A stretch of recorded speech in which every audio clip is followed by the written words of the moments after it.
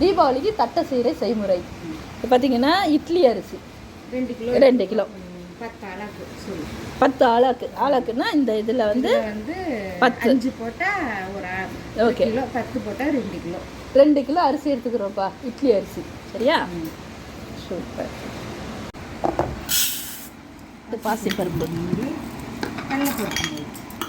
100 gram.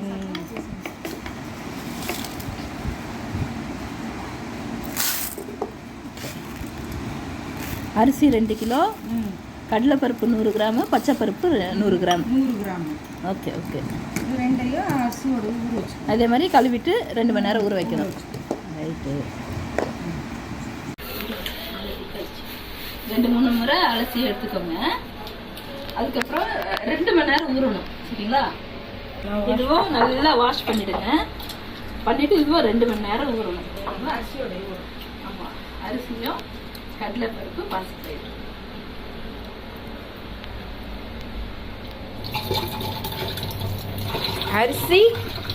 அரிசி wash பண்ணி இருக்கு, ஆல்ரெடி ஊறுது. கடலைப்பருப்பு அண்ட் பாசிப்பருப்பு இல்லக்கா 100 கிராம். 100 அரிசி 2 கிலோ.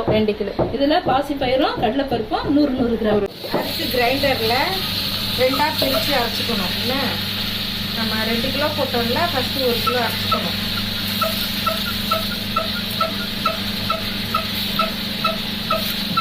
கிரைண்டரில் நைஸாக 2 கிலோக்கு 1 கிலோ தனித்தனியாக அரைக்கணும்.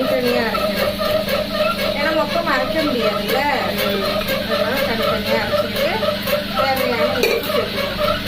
கல் உப்பு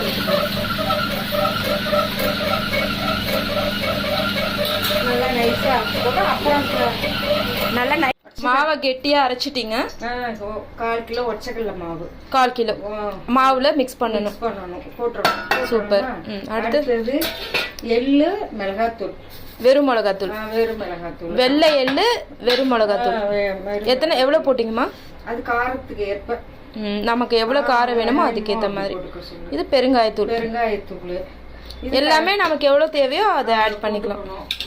இது வந்து பெப்பர், மிளகுத்தூள் கொஞ்சம் போட்டுக்கணும். இது ஊற வச்ச கடலைப்பருப்பும் பாசிப்பருப்பும், அதையும் கொஞ்சம் காரமாக பண்ணால் சாப்பாடுக்கெல்லாம் வச்சு சாப்பிட்றதுக்கு நல்லாயிருக்கும். இல்லை ஸ்நாக்ஸ் மாதிரி சாப்பிடணுன்னா நமக்கு ஏற்ற மாதிரி காரம் போட்டுக்கலாம். இது எண்ணெய் நல்லா காய வச்ச எண்ணெய் சுரீர்னு ஒரு 3 கரண்டி. நல்லா மொறுன்னு கிறிஸ்பியாக வரணும்னா எண்ணெய் நல்லா கிறிஸ்பியாக வரணும்னு இல்லை, எண்ணெய் ஊற்றணும். ஓகே, எண்ணெய் காய வச்சுட்டு நல்லா எல்லாத்தையும் நல்லா மிக்ஸ் பண்ணிட்டு பிசையணும். பெருங்காயத்தூள் போட்டிங்க போதும். ஓகே, நல்லா மிக்ஸ் பண்ணி பிசைஞ்சு இப்போ தட்டி எண்ணெயில் போடுறத காமிக்கலாம். சரி, சூப்பர். இன்க்ரீடியன்ஸையும் போட்டு ஃபுல்லாக நல்லா மிக்ஸ் பண்ணி பிசைஞ்சுக்கணும். அடுத்து உருட்டி தட்ட வேண்டியதுதான். தட்டி எண்ணெயில் போட்டு எடுக்கணும். அவ்வளோதான். சூப்பர். தட்டை ரெடி. இன்க்ரீடியன்ஸ்லாம் போட்டு நம்ம மிக்ஸ் பண்ணிட்டோம். அந்த மாவோட பதத்தை பாருங்க, ரொம்ப தண்ணியாகவும் இல்லாமல் ரொம்ப கெட்டியாகவும் இல்லாமல் எங்கள் அம்மா பிசைஞ்சிருக்காங்க. ஸோ இப்போ வந்து நான் வந்து பார்த்தீங்கன்னா இப்போ தட்ட போகிறேன். தட்டும் போது பார்த்தீங்கன்னா நான் எப்போவுமே இந்த ஷேப்பில் தான் வந்து இந்த சைஸில் தான் உருண்டை எடுப்பேன். உங்களுக்கு எந்த சைஸில் வேணுமோ அதுக்கேற்ற மாதிரி நீங்கள் உருண்டை தட்டிக்கலாம். இதை பாருங்க, நான் தட்டிட்டு இருக்கேன். எல்லாமே ரவுண்ட் சைஸ்ல தான் இருக்கு. எதுக்குமே நான் வந்து இந்த தட்டு வச்சு ஷேப் பண்றது அதெல்லாம் எதுவுமே கிடையாது. கையால அப்படியே தட்டுறது தான். ஸோ நமக்கு அந்த வெள்ளை நல்ல ஒரு காட்டன் கிளாத் எடுத்து நம்ம இப்படி தட்டும் போது அந்த ஷேப் அழகா வந்துடும் நமக்கு. நீங்க பிராக்டிஸ் பண்ண உங்களுக்கு ரொம்ப ஈஸியா இருக்கும். இப்போ பாருங்க, நான் தட்டியிருக்க எல்லாமே கிட்டத்தட்ட பார்த்தீங்கன்னா ஒரே ஷேப்ல தான் இருக்கும். நான் வந்து இந்த சைஸ்ல தான் வந்து தட்டுவேன். உங்களுக்கு இதை விட பெருசா வேணும்னாலும் சரி, சின்னதா வேணும்னாலும் சரி, நீங்க தட்டிக்கலாம். சரி, நான் எடுக்கிற உருண்டை பார்த்தீங்கன்னா இந்த சைஸ் தான். செஞ்சிருந்தா தானே அதெல்லாம் வரும். சொல்லுங்க. துணியில இருக்க தட்டையை எடுத்து தோசை கரண்டில எடுத்து எண்ணெய்க்குள்ள போடணும். இந்த சொடப்பெல்லாம் நல்லா திருப்பி விட்டு வெந்த பிறகு சொடப்பெல்லாம் அரங்கனோட எடுத்து வச்சிடணும். அவ்வளவுதான். தட்டை பாருங்க, நல்லா மொறுன்னு எப்படி வந்திருக்கு தட்டைன்னு. நல்லா ஒரு 10-15 நாளைக்கு வச்சு சாப்பிடலாம். ஆமா, டேஸ்ட் வந்து அப்படியே இருக்கும் உங்களுக்கு. நல்லா காரசாரமாக பண்ணுவாங்க எங்கள் அம்மா. நீங்கள் வந்து உங்களுக்கு எவ்வளோ காரம் வேணுமோ அந்த காரத்துக்கு ஏற்ற மாதிரி நீங்கள் பண்ணிடலாம்.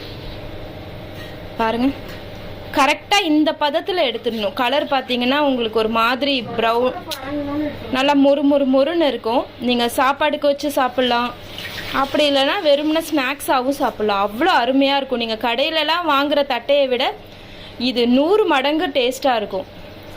அதெல்லாம் அந்த மைதா அந்த மாதிரிலாம் சேர்ப்பாங்க. நம்ம அந்த மாதிரிலாம் சேர்க்காம ஃபுல்லாக எல்லாமே நல்ல ஹெல்த்தி ஐட்டம்ஸ்லாம் சேர்க்கறதுனால உடம்புக்கும் நல்லது, டேஸ்ட்டும் அருமையாக இருக்கும். நீங்களும் வீட்டில் ட்ரை பண்ணி பாருங்கள். ட்ரை பண்ணி பார்த்துட்டு உங்களோட கமெண்ட்ஸை எங்களுக்கு ஷேர் பண்ணுங்கள். தேங்க்யூ.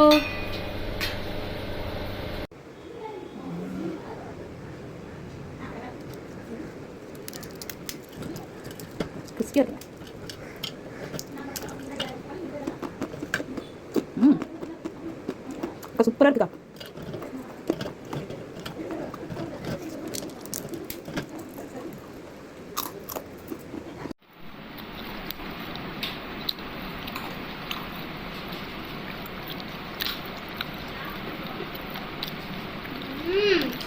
சூப்பர்.